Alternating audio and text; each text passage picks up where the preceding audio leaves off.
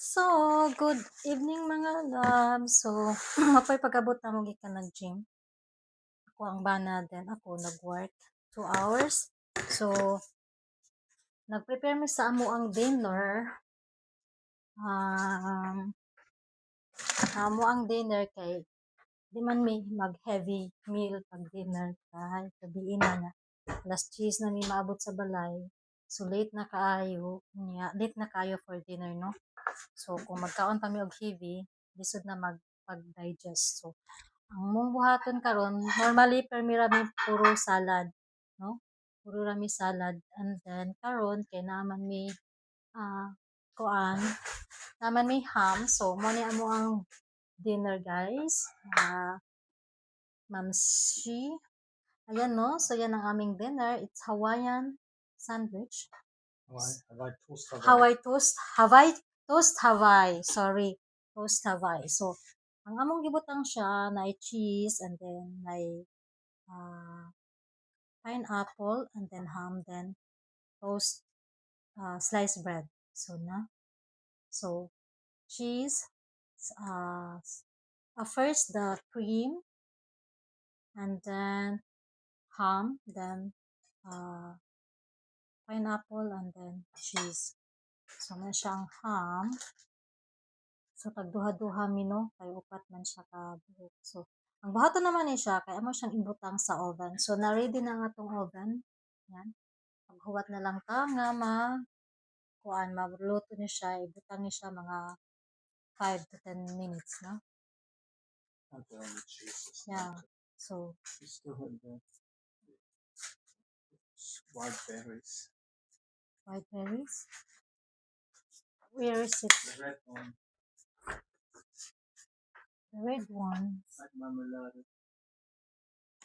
So, natay tanawon dari. Ay, butang na mo sa top. Here. So, ini siya mo ibutang si babaw. This one shots, no? Natay ibutang sa top sa amuang sandwich. O, diba? Ang daming arty, no? Daghan kayo arty. So, naman yung nasarap na itong marmalade. So, ayan.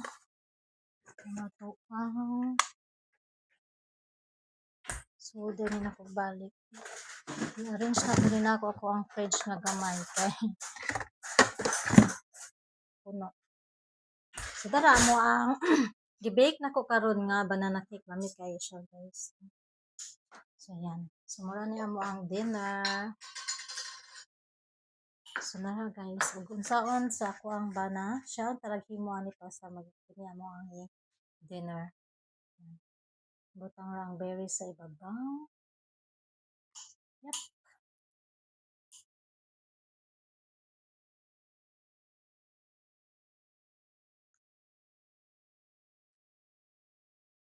Then, para siya. So, ayan. Okay na nato ang atong oven.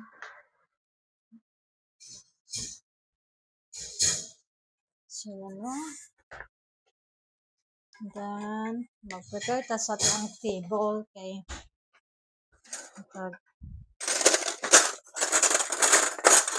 knife and fork.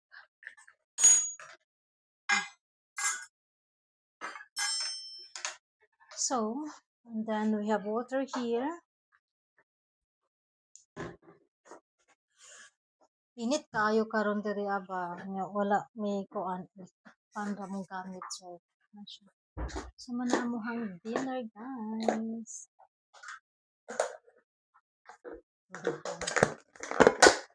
So ayan. So anaday ko ikuan ninyo mga mami loves sa samtang naa day mi diri no nagpatrabaho day mi sa among fence dito sa among napalit nga yuta. Kwento na lang na ako no kay unsa na ko gikwento ninyo ba. Matong mga March siguro sila nagsugod, nagka-fence ni sa amo ang yuta. Ipakontrata na mo niya mga 4 weeks lang, 4 weeks, 3 weeks, or 3 weeks lang siguro nahuman nila ang 4,200 kapin nga square meter, no? So, naibanan na siya kay nakuan man lagi sa right of way. So, nasa mga 3,000 plus na lang siguro. Mga 3,000, siguro mga 4,000, let's say 4,000, no? Ay, mga 200 siguro ang nakuha sa mo ang yuta sa ah, karsada o sa right of way. So, let's say 4,000. So, kunya, ang nagpa-fence may gipakontrata na mo niya. Salig kay ko ba pagka-trabaho kay sa wa mi didto diri mi sa Germany. Salig kay ko kay ngano ang engineer kay parente ra pud nako kay sa municipality man siya, engineer siya sa municipality ba. So, salig pud ko ba.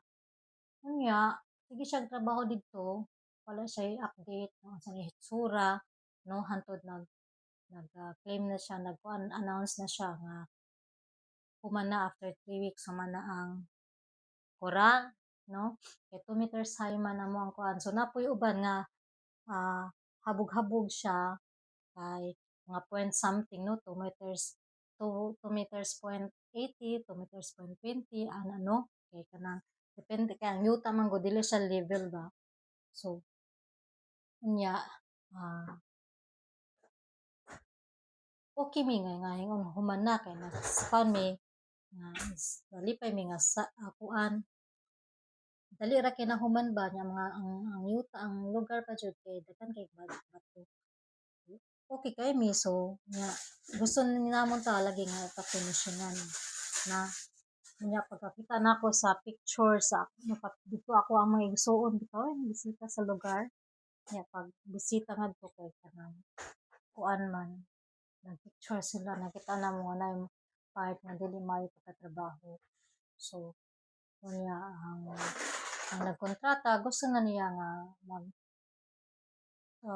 isunod na ang pagka-finishing niya. Wala may sugod kay naami na part jud nga daghan nga wa mi kauyon na abi nami og kanang level na gyud ang sa babaw ba nga kanang finish na bisag wa pa finishing nanindot na jud ba pantay ana bisag dili pantay ang yuta pero nindot ang pagkahagdan-hagdan.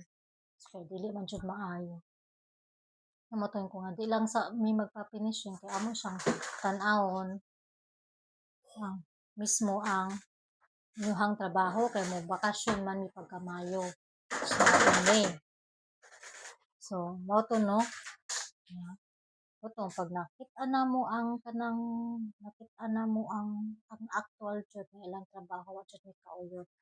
So ibisita na mo dito ang engineer nga naman ni ano man ana siya nga kay lagi ko no si Fulano ang nagtrabaho ana si Pablo ang nagtrabaho ana siya.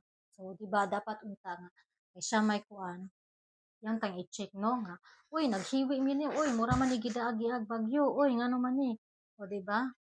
So sa may kuan sa may kanang yaham ng responsibilidad kunya samtang didto mi sige mi kuan niya daghan jud kayo gami kauyon nga matong si kasyang time mo trabaho sa amuhang balay pohon magpa-finishing sa fence daghan pa ang project nga syempre padad-on namo unya kaysa among nakita sa iyang trabaho karon kay di man natong pagpa-build sa fence kay di man maayo so mo tong wala namo gipa dili na namo siya gipa finishing dili na pud siya ang among pakuanon sa balay instead nga naghimo na ta siya kanang dili pa jud nga kuan pakita nang ta siya namo og drawing sa balay mga design naganahan lang ta ni so plano jud ta namo nga siya pud untay mo build unya anjo kaso man may kauyon jud siyang trabaho sa fence na fence pagali na ha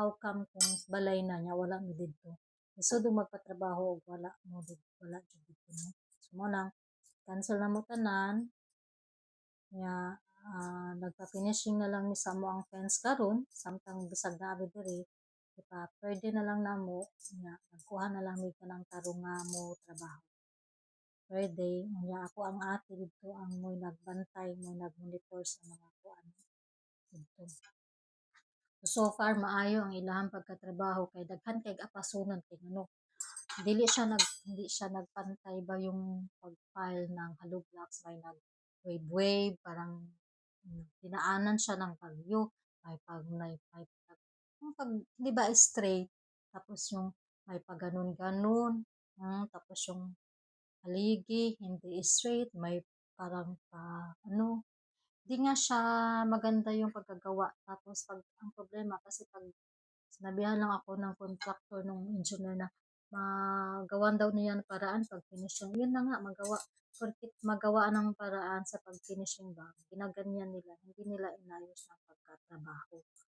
Samantalang magbayad man kami ng saktong amount kung magkano yung charge nila sa amin. So, ayan. Tapos, ayun.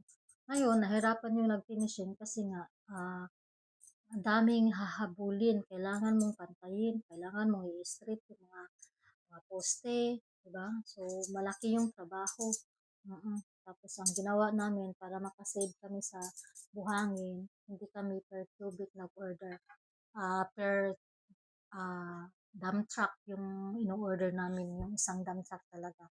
So, ang amount sa isang dump truck ay ano, 30,000 isang dump truck. So, nakadalawang dump na kami.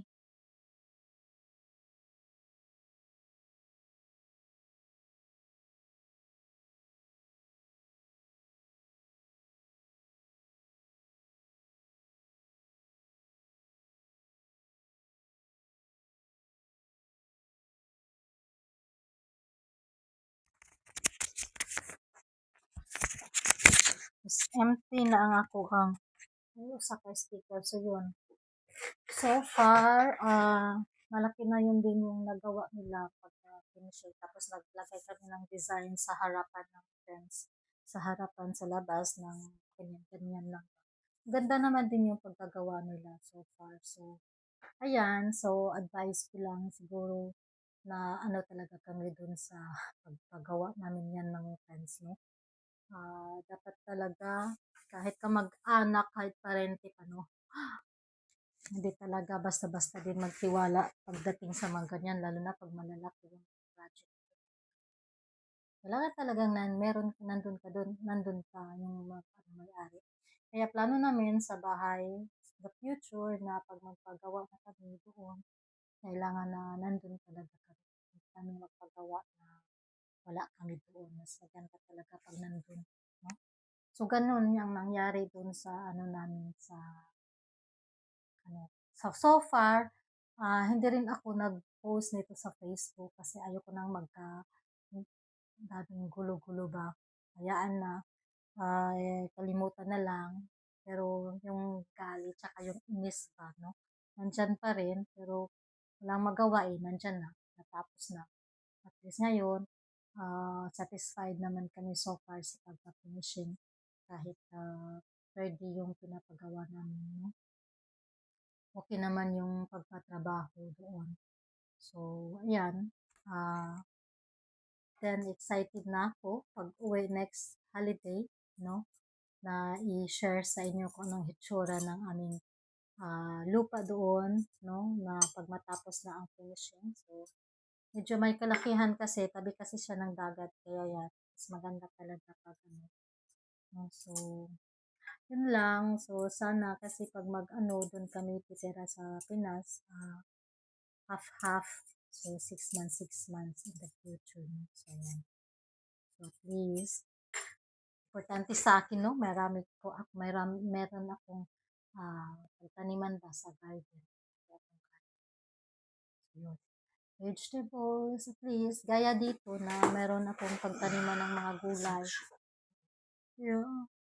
Dahil mahilig akong magtanim ng gulay, ayan. Ganda din kasi makatipid, no? Pag may mga tanim tayo ba ng mga gulay sa garden, tapos enjoy ka pa, makakuan pa, makasave ka pa sa mga gulay, no? Daplin kami sa dagat, so pwede anytime makaligo sa dagat, may access jud sa dagat, so, mismo jud tayo. So, harapan jud, dagat jud siya. And then, napo dito guys, mga mananagat ba, no? Na dito mananagat, so, fresh kayo ang mga isda, ngayon kayo mga gulay, no? Kay mga gulay, mga tanom, libre kayo eh. So, mana ni amo ang dinner.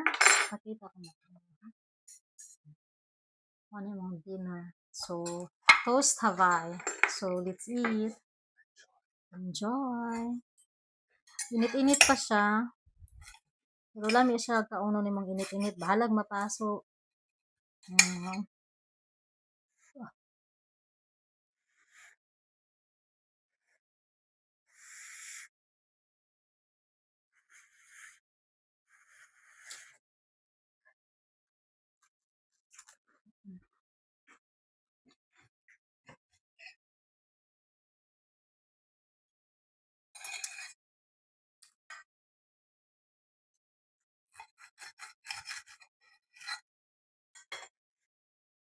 Lamig kayo siya, guys.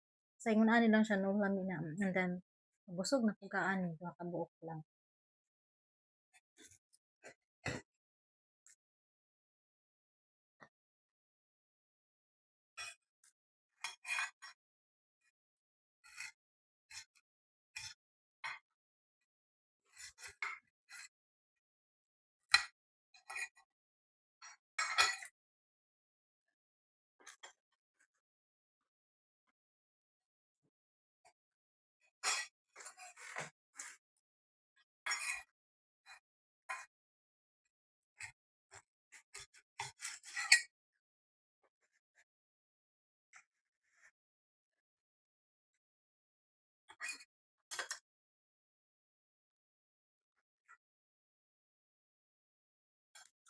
So, yun lang, mga sisilab. Yun lang advice ko no na maganda talaga pag may mga project, dapat, especially kung mga dagko na jud ba, para na mga balay, need jud nga naan nga to, naan nga to magpatrabaho. Naka makatan-aw, unsay kuan, nadaghang sayop, no? Kay mas mayo ng sayop pa mahibalan kaysa human na, no? Ako na po ka ng utrohonon. So, mo lang to mga labs. Bye-bye.